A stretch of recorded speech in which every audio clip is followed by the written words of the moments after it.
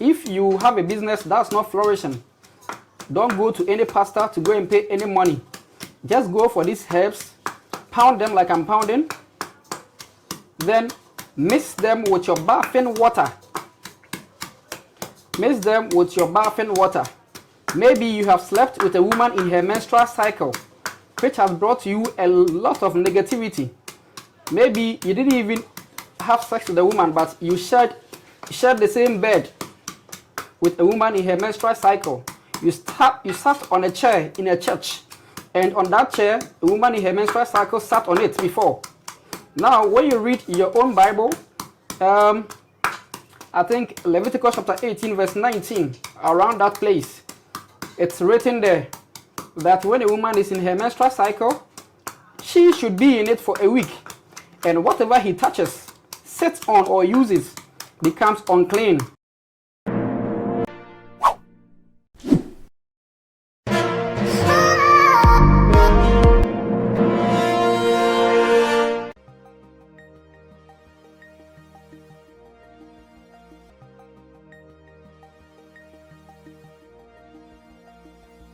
Hello guys, you are welcome on the African Spiritual Connections TV.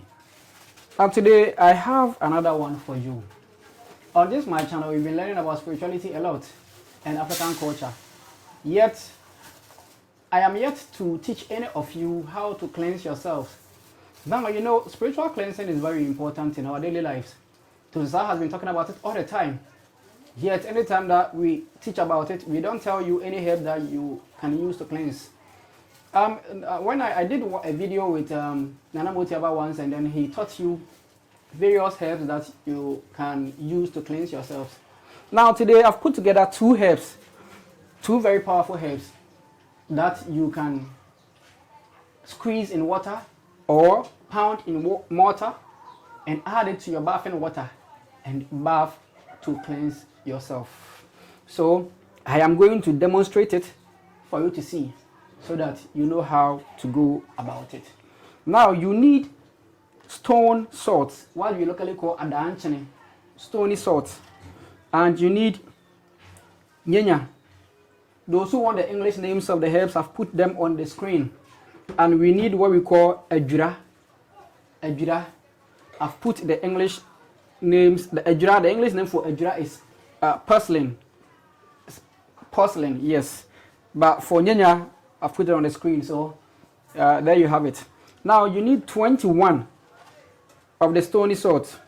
So I'm going to count 1, 2, 3, 4, 5, 6, 7, 8, 9, 10, 11, 12, 13, 14, 15, 16, 17, 18, 19, 20, 21. So put it in the mortar. 21. Now I'm going to use all of the porcelain. Also goes into the mortar, and the ejura. Because my mortar is small, I don't want to put everything at once. So I'll start with the ejura first. Now in Psalm 51, I think verse 3, David said, "Wash me with hyssop, and I'll be white as snow." Now there is a confusion with that quotation because the P, our account version of that quotation, uses the word ejura. But if you translate hyssop, hyssop is a different plant in the local language. Hyssop is different. Ejura is rather porcelain, but the tree uses ejura and the English version uses hyssop. So someone will be asking me, why do you want me to cleanse? Why do you say we should cleanse? Now, there are some of you who call me to let me know about your problems, so that if there is any guidance, I'll be able to give you. Now, what I realize is that most of your issues that you call me with are issues that has to do with death, spiritual death on your soul. And we are the causes of our own problems. There are some of you that ever since you were giving birth to, you have never cleansed. You have been seeing things that you're not supposed to see. You have been touching things that you're not supposed to touch. You have been stepping into things that you're not supposed to be stepping into. You'll be going places that you're not supposed to go. And all these things attract death. Even the things that you've been talking about, it's not everyone that's supposed to talk about certain things, but you have been doing it. And the way you have been thinking, your negativity, your mental well-being or your state of mental health is not good enough. In the case that you've been thinking a lot of negativity and garbage in, garbage out, all these things attract death to you. Therefore, when you wash yourself with these herbs, what it does is that it cleanses your aura and make you be like a magnet in this universe, attracting positivity to yourself. Good luck, mercy, and shine. If you have a business that's not flourishing, don't go to any pastor to go and pay any money. Just go for these herbs, pound them like I'm pounding, then mix them with your bathing water. Mix them with your bathing water. Maybe you have slept with a woman in her menstrual cycle, which has brought you a lot of negativity. Maybe you didn't even have sex with a woman, but you shared the same bed with a woman in her menstrual cycle. You sat on a chair in a church, and on that chair, a woman in her menstrual cycle sat on it before. Now, when you read your own Bible, I think Leviticus chapter 18, verse 19, around that place, it's written there that when a woman is in her menstrual cycle, she should be in it for a week, and whatever he touches, sits on, or uses becomes unclean, and whoever touches it also becomes unclean and must bath. Now the bathing there, it just said it's raw bathing, but I can authoritatively tell you that the bathing is not just any bath. If water is able to just cleanse you just like that, then everyone will be very clean enough, because you have been bathing day in and day out. That's one issue I have with the Bible, that it takes out the materials for the various rituals that it proposes for Christians, but it just gives them the theory. So this is the practical.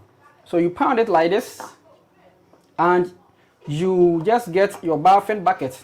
Make sure the bathing bucket is very new, because you don't want to remove dirt with dirt. What I'm saying is that the bathing buckets that we've been using, perhaps you and your wife, you even use the same bathing bucket. Your wife has had her menses several times, and she used the same bathing bucket to bath, which makes the bucket also unclean.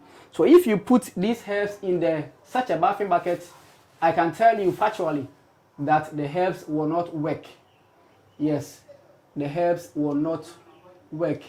So if you want this to work for you, do as I'm telling you. Get a brand new bathing bucket, or you can get a pot, a clay pot.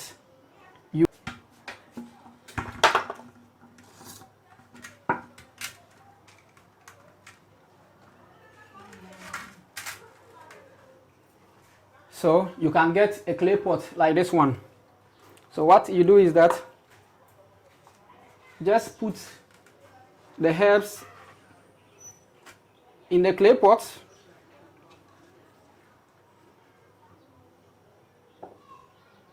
You can see I use coconut shell as something that I use to fetch the water on my body. So just pour water in the clay pot. When you are pouring, just pour 3 times. 1,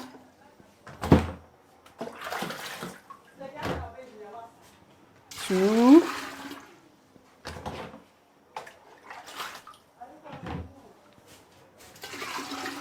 3. And if the water is in something that you can carry, you can just pour everything inside it. But you need to first pour 3 times before you add the rest. Now my water is in something that's too big for me, so I cannot carry everything and pour it inside. So I'm just going to add more to it.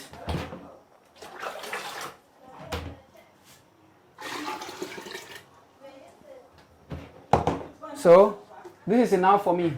So what you do with this is that you go straight into your bathroom and you stir it and pray on it. Stir it and pray on it. You pray on it. You say your prayers, whatever you want, the herbs, the power in the herbs, put in it by the Creator to do for you. You just say your prayers on it and you bath yourself 3 times. Please don't use sponge or soap. Do not use sponge or soap.